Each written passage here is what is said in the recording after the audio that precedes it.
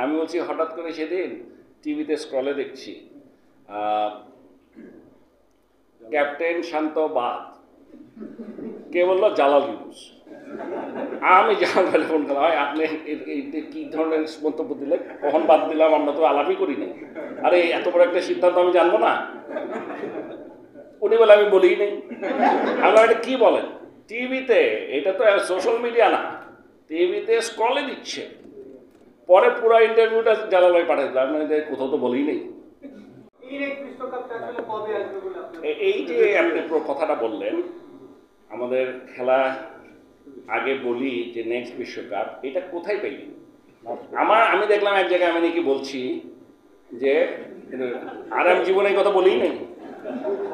হ্যাঁ, এগুলো বানান কেমনে? মানে কে যেই বানায়, আপনি না? আমি যারা বানায় কেমনে? আমার আশ্চর্য কাহিনী। আচ্ছা, আবার না না না আপনি আপনি আপনি আমাকে একটা কথা বলেন,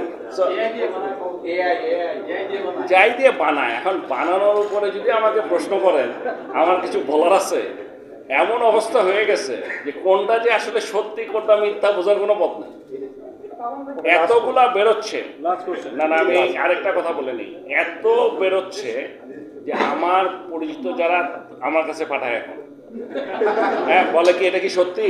আরে আমি কেমন বলবো এটা সত্যি কিনা? আচ্ছা, কি মুশকিল, দেখে তো মনে হয় একেবারেই সত্যি।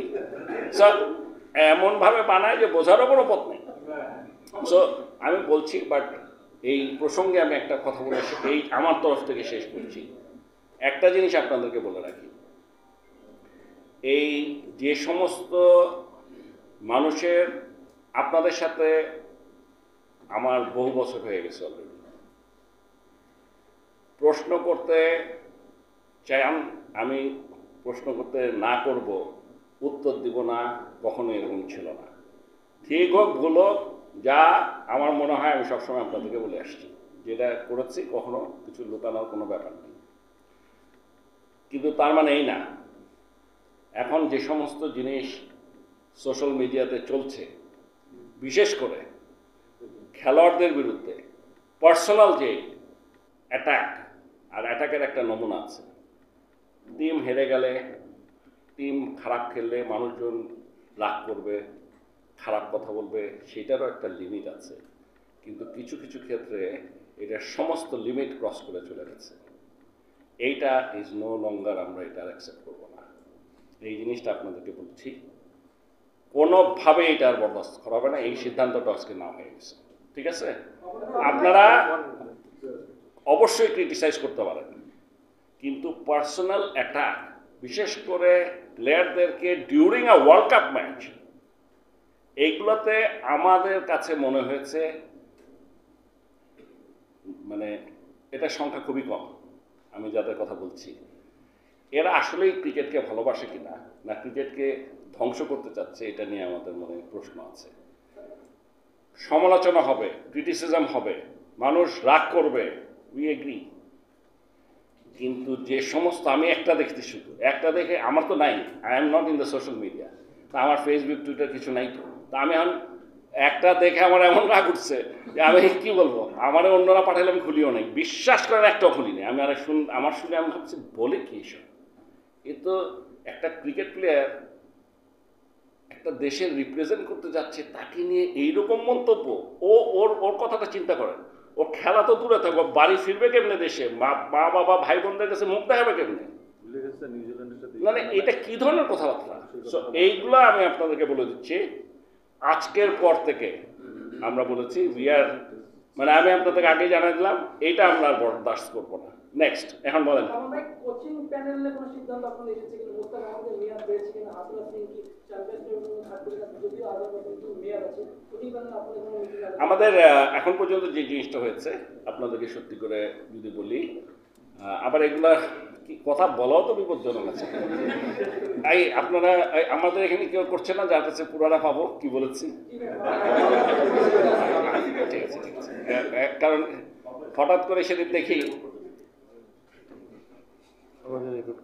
হ্যাঁ, মানে আপনি মানে কনফিউশন হয় কি, এখন একটা কথা বলতে গেলে এক এক রকম ইন্টারপ্রিটেশন হয়। ইন্টারপ্রিটেশনটা সেই জন্য আমি চাই যে অনেকে আমাকে বলে না এই বিশ্বকাপের এই পরপর আমার অফিসে মানে মন্ত্রণালয়ে গিয়েছিল, এই এক লাইনে বলে না যে এক লাইনে কোনো কথা বলা যাবে না এখানে, এক লাইনে বললেই বিপদ, এটার 1000টা মিনিং হবে। কাজে আমাকে ভেঙে বলতে হবে, চেষ্টা করতে হবে যে আমার কি মনে হয় এখন, whether it's right or wrong is a different issue. হ্যাঁ,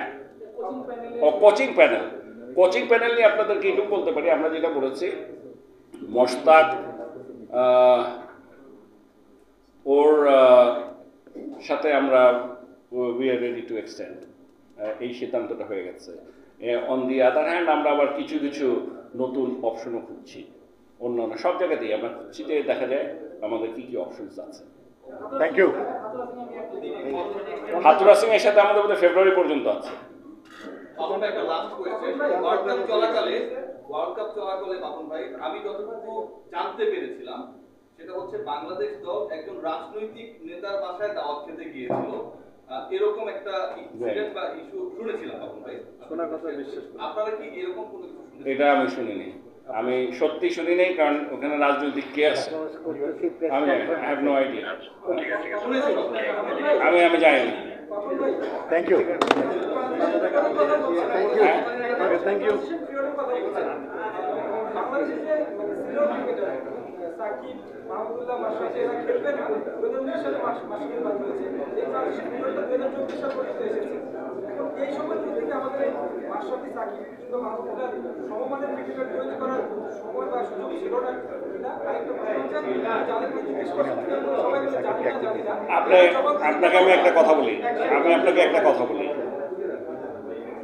মুশফিক টি-20 থেকে রিটায়ার করেছে, কেন করেছে যাই মানে এটা আমাদের সাথে কথা হয়নি, অন্তত আমি জানি না, ঠিক আছে। মুশফিক যদি খেলতো তাহলে ডেফিনেটলি এখানে একটা ছেলে বাদ পড়তো না, নিশ্চয়ই পড়তো। আচ্ছা, মাশরাফি যদি খেলতো, খেলবেন সেটা আমি বলছি, তাহলে কি এখানে আরেকজন বাদ পড়তো? মানে আমি বলছি এটা ইটস এ কন্টিনিউয়াস প্রসেস।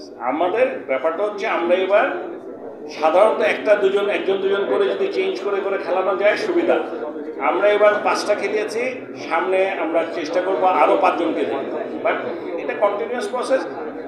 আহামরি কোনো ভয় পাওয়ার মতো কিছু এখন পর্যন্ত আমি দেখি না, মানে যেটা হয়েছে, ঠিক আছে না। যাই হোক, আপনারা একটা জিনিস মনে রাখবেন যে টু কনক্লুড, ওরা নতুন ছেলেদের ব্যাপারে উই আর স্যাটিসফাইড, মানে স্যাটিসফাইড সবার ব্যাপারে না, 3 জনকে আমরা মনে করেছি তাদের পোটেনশিয়ালটা আছে, তারা কেউ তামিম সাকিব মুশফিক রিয়াদ হয়ে যায়নি, একটু ব্যাপারটা আমি বুঝাইনি, ওরা এখন মানে এখনকার সাথে কম্পেয়ার করলে হবে না, ওদের পোটেনশিয়াল আছে। আর আমরা মনে করি যে এখনো বিশ্বাস করি যে তামিম সাকিব মুশফিক রিয়াদ এরা যদি খেলে তারা ভালোই খেলবে। এই ওয়ার্ল্ড কাপটা হয় নাই, কিন্তু এখনো আমাদের সেই বিশ্বাসটা আছে, ঠিক আছে। Thank you.